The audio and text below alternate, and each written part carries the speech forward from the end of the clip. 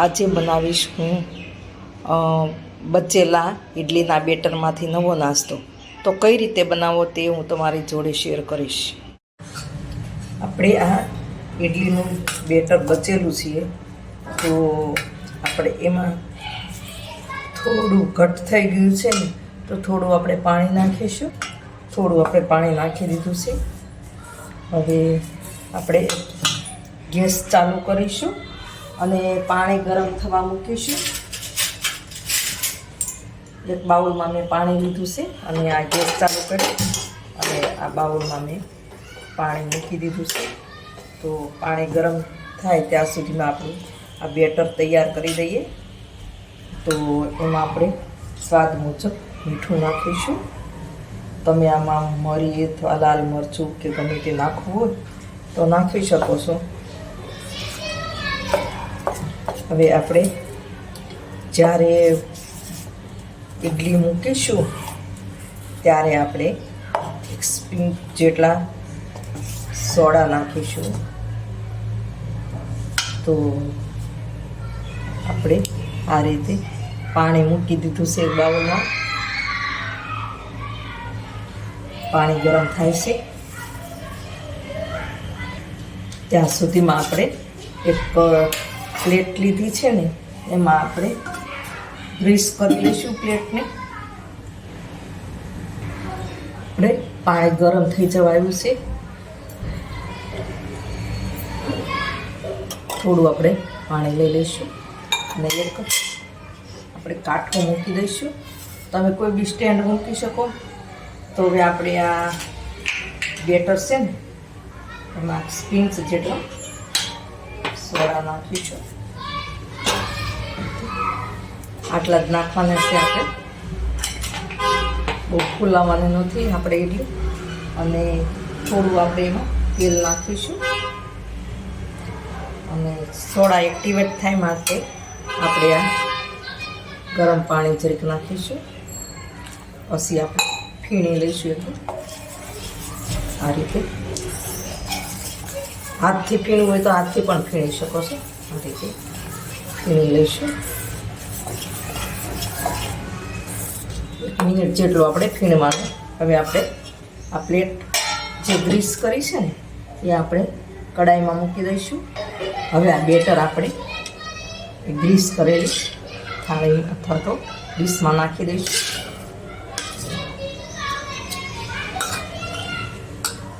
હવે આપણે ઢાંકી દઈશું.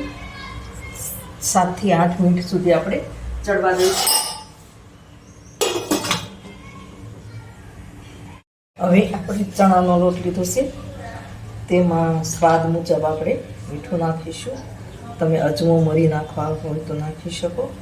એ ખાલી મીઠું જ નાખીએ છીએ. અને એમાં આપણે ચીલી ફ્લેક્સ નાખીશું. તમે જે રીતે ખાઓ એ રીતે નાખી શકો. ચીલી ફ્લેક્સ નાખીશું. લીલા ધાણા નાખીશું આપણે. હવે આપણે બેટર તૈયાર કરી લઈશું. હાથથી જ કરીશું, કારણ કે બધું ભળી જાય. હાથથી કરીએ તો પતલું કરવાનું છે આપણે.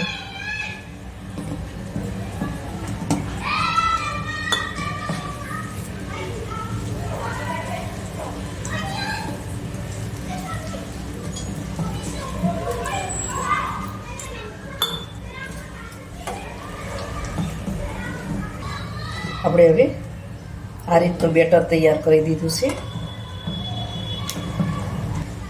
મેં આ બટાકાનો મસાલો તૈયાર કર્યો છે. એમાં મેં તેલ ગરમ મૂકી બાફેલા બટાકાને છાલ ઉખેડી લીધી અને તેલ ગરમ મૂક્યું. તેમાં લીલા એટલે કે કરી પત્તા નાખ્યા, ગ્રીન મરચાં એટલે કે ઝીણા ઝીણા સમારી નાખ્યા છે, અને ટામેટાં અને કાંદા બધું સમારી અને વઘાર કરી અને બાફેલા બટેકા સમારી અને અંદર નાખી અને આ મસાલો કરી લીધો છે. તો આપણો આ બટાકાનો મસાલો બનીને તૈયાર છે. એમાં તમારે ગરમ મસાલો નાખવો હોય તો નાખી શકો. ધાણા જીરું નાખી શકો. જે તમને યોગ્ય લાગે તે આ મસાલામાં નાખી શકો છો, સાંભાર મસાલો પણ નાખી શકો છો. તો આપણો આ બટાકાનો મસાલો બનીને તૈયાર છે. મેં પેલા વિડીયોમાં બતાવ્યો નથી, કારણ કે વિડીયો પછી બહુ લાંબો થાય. તો બે બટેકાનો મસાલો બનાવીને આપણો તૈયાર છે. હવે આપણે જોઈએ 7 થી 8 મિનિટ થઈ ગઈ છે, તો આપણી ઇડલી તૈયાર છે કે નહીં. તો આપણે ચપ્પુની મદદથી અથવા તો ટૂથપીકની મદદથી પણ જોઈ શકાય છે. તો હવે આપણે ઇડલી ચપ્પુને ચોટતી નથી, તો આપણે ગેસ બંધ કરી દઈએ અને ડીશ આપણે કાઢી લઈએ. અને આ ડીશને આપણે 7 થી 10 મિનિટ સુધી આપણે ઠંડી થવા મૂકીશું. હવે ત્યાં સુધી આપણે આરામ ફરમાવી લઈએ. હવે આપણે જે થાળી એટલે કે મોટી પ્લેટમાં કે ડીશ કયો એમાં આપણે આ ઇડલી મૂકી હતી ને, તો આપણે હવે કાઢી લઈશું.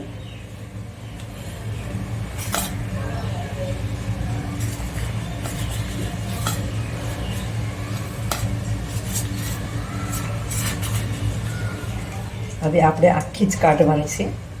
આ રીતે આપણે કોઈ પણ સીબું કે થાળી ઊંધી કરીને આપણે એના ઉપર કાઢી લેવાની છે આ રીતે.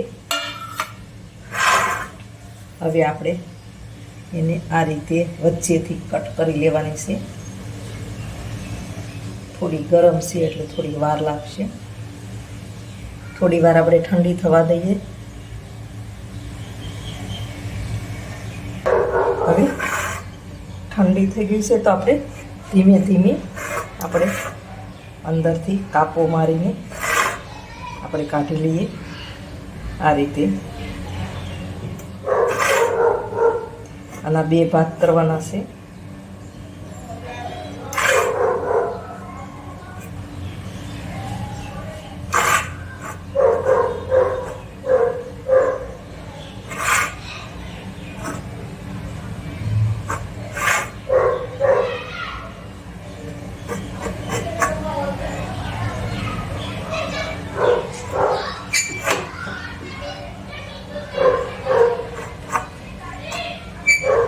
હવે આ રીતે ઉપર ઉઠલાવી દઈએ.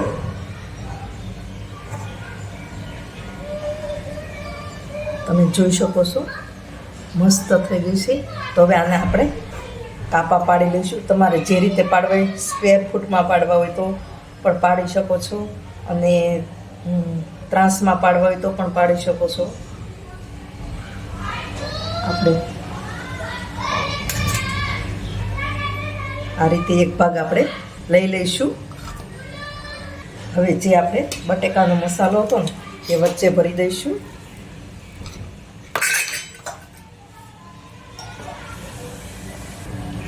આ રીતે આપણે અંદર મૂકી દઈશું.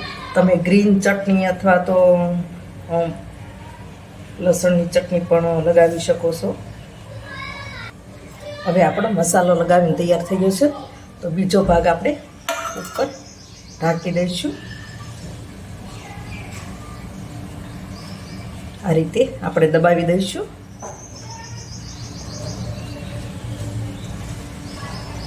પછી આપણે એના કટ કરી લઈશું.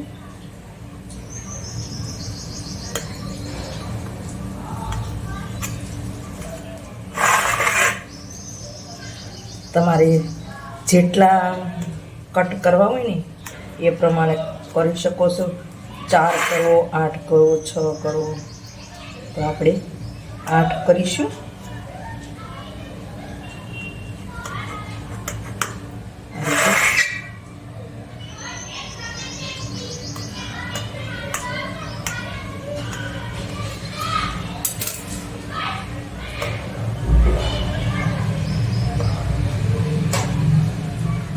તો આપણા આ રીતના કટ બનીને આ બધા તૈયાર થઈ જશે. બાજુ તેલ ગરમ મૂકી દીધું છે. તો હવે આપણે આ જે આપણે પકોડા બનાવ્યા છે ઇડલીના, એ હવે આપણું આ બેટર છે ને, બેટરમાં બોળી અને આપણું તેલ પણ ગરમ થઈ ગયું છે. તો આપણે આ બેટરમાં બોળી દઈએ. અને હવે આપણે તમે જોઈ શકો છો આ રીતે બધા બોળી અને આમાં તળી લઈશું.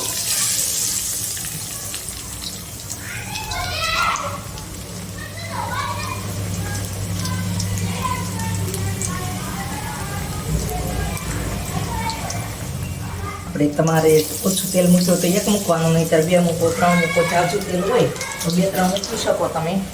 તો આપણે 2 મૂક્યા છે. તો આ રીતે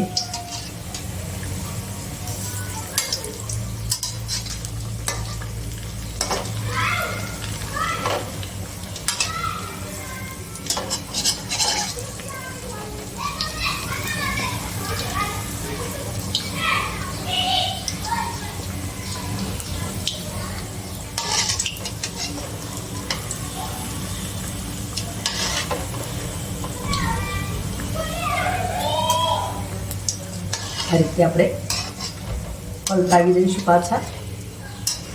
તમને જો એવું લાગે ઓછું આછું પડે છે બેટર તો તમે એમાં ચણાનો લોટ નાખી શકો છો.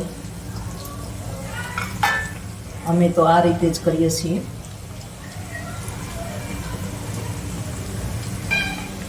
તો આ રીતે આપણે બધા જ તળી લઈશું. આપણા પકોડા તૈયાર થઈ ગયા છે.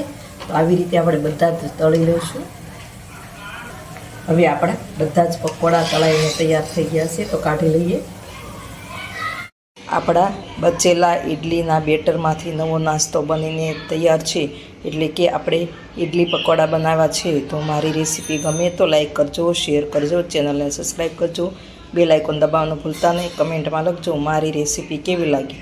અને મારી ચેનલને સબસ્ક્રાઈબ કરશો એટલે સૌ પ્રથમ નોટિફિકેશન તમારા ફોનમાં આવી જશે.